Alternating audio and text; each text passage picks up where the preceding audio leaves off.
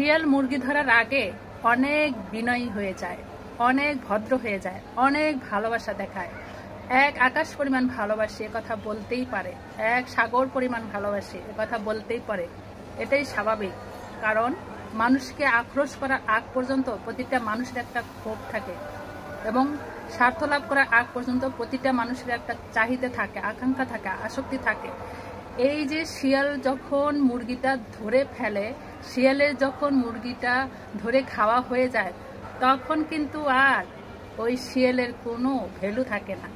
কারণ তোমার যতদিন স্বার্থ থাকবে, তোমার যতদিন চাহিদা থাকবে, তোমার যতদিন তোমার আক্রোশগুলো যখন তুমি পেয়ে যাবা, তখন কিন্তু তোমার ওই জিনিসের কোনো ভ্যালু থাকে না, মূল্যহীন। মানে এটাকে কি বলবো, একবার ডাস্টবিনের নোংরার মতো হয়ে যায়।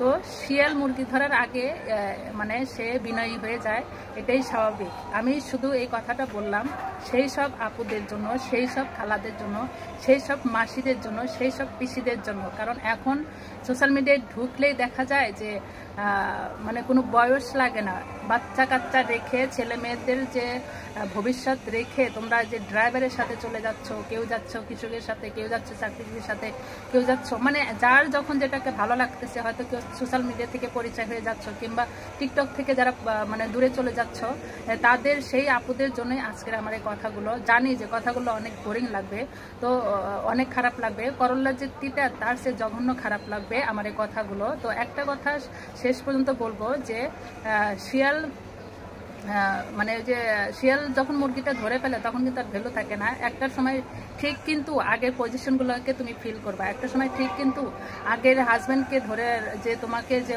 তখন ভাববে যে হয়তো এরকম মারছে কাটছে, তারপরেও কিন্তু দিন শেষে ভালোবাসছে। কিন্তু তুমি যখন কারোর সাথে চলে যাবা, তখন কিন্তু তুমি মুখ থেকে কোনো কথা বলতে পারবে না যে আমি তো চলেই আসছি, আমি ওখানে আর কেমনে যাব। তো সবার জন্য এই মেসেজটা যে হয়তো কিছুদিন দূরত্ব থাকো, ভালো না লাগলে দূরত্ব রাখো, দুজন দুই জায়গায় চলে যাও, দুই পজিশনে থাকো, কিন্তু কখনো ডিভোর্স কিংবা বাচ্চা কাচ্চা রেখে তোমরা কখনো কিংবা এমনি কখনো কোনো পুরুষের সাথে যাবা না।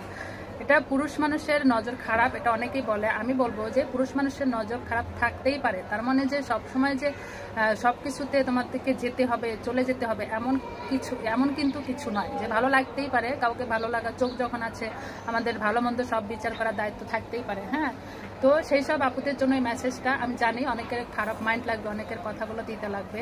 তো দিন শেষে বলবো যে একটা কথাই, যে নিজেকে মূল্যায়ন করতে শেখো, নিজের পজিশনটাকে ধরে রাখার চেষ্টা করো, নিজেকে প্রাধান্য দাও, নিজেকে প্রায়োরিটি দাও, নিজেকে ভালোবাসো, নিজেকে যতটুকু পারো সেফটি রাখার চেষ্টা করো। আর তোমার সংসারে যত ঝামেলাই হোক, তুমি চেষ্টা করো এই পজিশনটাকে ধরে রাখে। দরকার হলে দুইজন দুই প্রান্তে থাকো, কিন্তু কখনো পজিশন নষ্ট করিও না।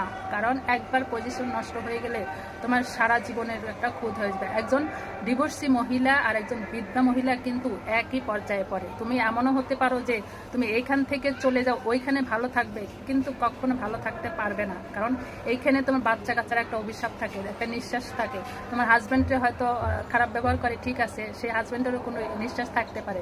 তাই সেখানে যা তুমি ভালো থাকবে বা ওখানে ভালো থাকতে পারবে, তার কিন্তু কোনো গ্যারান্টি নেই। এটা আমি বাস্তবে